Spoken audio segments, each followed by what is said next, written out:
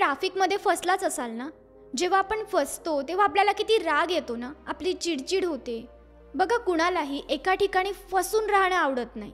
मग ती ट्रॅफिक असू द्या, आपलं करिअर असू द्या किंवा आपलं रिलेशनशिप, आपल्याला कधीही एका जागी फसलेलं आवडत नाही. ज्यावेळी आपण पुढे जात असतो, मूवमेंट होत असते, तेव्हा आपल्याला एक वेगळंच समाधान मिळतं. आणि म्हणूनच प्रत्येकाला वाटतं की त्याने पुढे जात राहावं, त्याची ग्रोथ व्हावी. या 3 गोष्टी आहेत ज्या मी आता तुम्हाला सांगणार आहे. त्यांच्यामुळे आपण आपल्या आयुष्यात पुढे जाऊ शकत नाही, एकाच ठिकाणी फसून राहतो. म्हणूनच या 3 गोष्टी तुमच्या आयुष्यातून काढून फेका आणि मग बघा तुमच्या आयुष्यात किती छान बदल होतोय ते. पहिली गोष्ट, लोक काय म्हणतील याचा विचार करणं सोडून द्या. अरे, लोक काय विचार करतील हा विचारही जर आपणच करू तर लोक काय विचार करतील? बघा, हा विचार त्यांच्याचसाठी राहू द्या. तुम्ही तुमच्या कामांवर फोकस करा. म्हणूनच म्हणतात ना, सगळ्यात मोठा रोग काय म्हणतील लोक. एक फळ विक्रेता मार्केटमध्ये फळं विकायचा. त्याने त्याच्या लोड गाडीच्या पुढे एक सुंदर असा मोठा बोर्ड लावला होता आणि तिथे त्याने खडूने असं लिहिलं होतं की इथे ताजे फळं विकले जातील. एक ग्राहक त्या फळवाल्याकडे येतो आणि त्याला म्हणतो की अरे, असा काय बोर्ड लिहिलाय? आम्हाला माहिती आहे तू इथेच फळं विकतोस, तिथे नाही. म्हणून इथे हा शब्द पुसून टाक. आणि तो फळ विक्रेता इथे हा शब्द पुसून टाकतो. त्यानंतर एक दुसरा ग्राहक येतो. तो त्याला म्हणतो की अरे, आम्हाला माहिती आहे तू इथे ताजेच फळं विकशील, कुणीही खराब फळं विकायला बसत नाही इथे. यानंतर तो फळ विक्रेता त्यातील ताजे हा शब्द सुद्धा पुसून टाकतो. आता ते वाक्य झालेलं असतं, फळं विकले जातात. त्यानंतर एक दुसरा ग्राहक येतो. तो म्हणतो, फळं विकले जातात? अरे, आम्हाला माहिती आहे इथे फळं विकले जातात, भाजीपाला नाही. दिसतंय आम्हाला डोळ्यांनी की तू काय विकतोय. त्यानंतर तो फळवाला फळं हा शब्द सुद्धा पुसून टाकतो. मग उरलं काय? विकले जातात. दुसरा ग्राहक येतो. तो म्हणतो की अरे, विकले जातात? असा काय बोर्ड लिहिलाय? आणि मग त्यानंतर तो फळ विक्रेता तो बोर्ड पूर्णपणे पुसून टाकतो.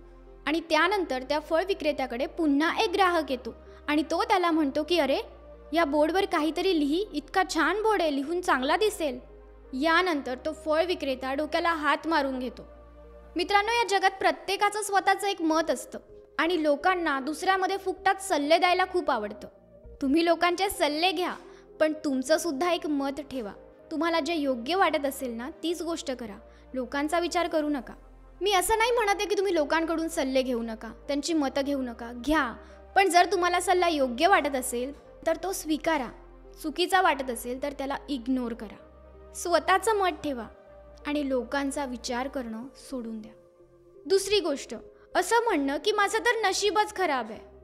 बघा, जर एखाद्या शेतकऱ्याने माझं नशीबच खराब आहे, यावर्षी सुद्धा दुष्काळच पडणार आहे असा विचार करून शेतात पेरणीच केली नाही आणि त्या वर्षी खूप छान पाऊस झाला, तरीही त्याला त्याचा फायदा घेताच येणार नाही, कारण त्याने आधी पेरणीच केली नव्हती हा विचार करून की माझं नशीब खराब आहे.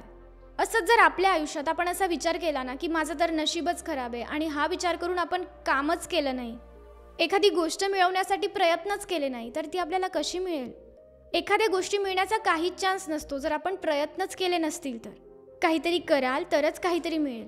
म्हणून नशिबाला दोष देणं बंद करा आणि तुमच्या कामांवर फोकस करा. तिसरा पॉईंट, सगळं काही तुमच्या मनानुसार होईल असा विचार करणं सोडून द्या. बघा, प्रत्येक वेळी आपण ठरवल्याप्रमाणे आपल्यानुसार आपल्या आयुष्यात गोष्टी घडत नाही. आपण खूप ठरवतो पण तसं होत नाही. आणि मग जर एखादी गोष्ट आपल्या मनासारखी नाही झाली, अचानक आपल्यासमोर खूप मोठं संकट आलं की मग ते आपल्याला झेलता येत नाही. म्हणून आधीपासूनच ही गोष्ट एक्सेप्ट करा, ही गोष्ट मानून घ्या की प्रत्येक गोष्ट आपल्या मनासारखी होणार नाही. तुम्ही जसा विचार करून ठेवलाय तशी होणार नाही, कारण कुणाचंही जीवन परफेक्ट नसतं. यामुळे काय होतं माहिती आहे का, जेव्हा ही आपल्या मनाविरुद्ध गोष्टी घडतात किंवा एखादी चुकीची गोष्ट आपल्या आयुष्यात घडते, त्यावेळी आपण आधीपासूनच रेडी असतो त्या गोष्टीला सामोरे जाण्यासाठी, तिला फेस करण्यासाठी. आणि जो व्यक्ती या गोष्टीला समजून घेत नाही ना, जो असं मानतो की सगळं काही तर छानच होणार आहे, मी ठरवल्याप्रमाणेच होणार आहे, जो स्वतःला खूप ओव्हर पॉझिटिव्ह समजतो, मग जेव्हाही अशा व्यक्तीसोबत काही वाईट घडतं, त्याच्या मनाविरुद्ध गोष्टी घडतात ना, तेव्हा तो पूर्णपणे तुटून जातो. त्याच्याने ते सहन केलं जात नाही. तो ती गोष्ट एक्सेप्टच करत नाही की माझ्यासोबत हे कसं घडलं, माझ्यासोबत हे का झालं, हे माझ्यासोबत घडूच शकत नाही.